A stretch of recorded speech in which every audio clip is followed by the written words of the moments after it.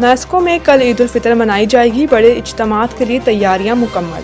रूस के दारुल हुकूमत मॉस्को में ईद उल फितर कल 20 मार्च 2026 को मजहबी जोशो खरोश के साथ मनाई जाएगी, जिसके लिए शहर भर की मसाजिद और मखसूस मकामात पर इंतजामात मुकम्मल कर लिए गए हैं। मरकजी ईद इज्तिमा मॉस्को की जामे मस्जिद में मुनक्किद होगा, जहाँ रूस के मुसलमानों के रूहानी पेशवा शेख रावेल गाइन दीन खुतबा देंगे और नमाज ईद की इमामत करेंगे। नमाज ईद सुबह 7 बजे अदा की जाएगी। इसके अलावा तारीखी मस्जिद, मेमोरियल मस्जिद, शोहदा और दीगर मस्जिद में भी ईद के बड़े इज्तिमात होंगे, जबकि हुकूमत की जानिब से नमाजियों की सहूलत के लिए इजाफी मकामात भी मुख्तस किए गए हैं।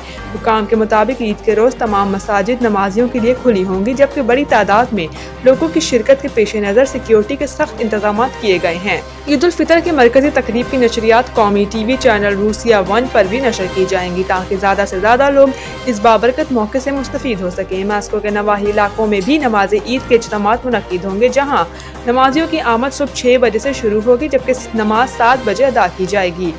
दरी असना मजहबी हुकाम ने मुसलमानों को फितराना और दीगर सदकात की अदायगी की भी हिदायत की है। एलामिया के मुताबिक रवां साल फितराने की कम अज़ कम मिकदार 250 रूबल मुकर्रर की गई है, जबकि मुतवस्सित और साहिब हैसियत अफराद की बिल तरतीब 800 और 1300 रूबल मुकर्रर किए गए हैं। इसी तरह फिदिया की रकम 400 रूबल फी रोज़ रखी गई है।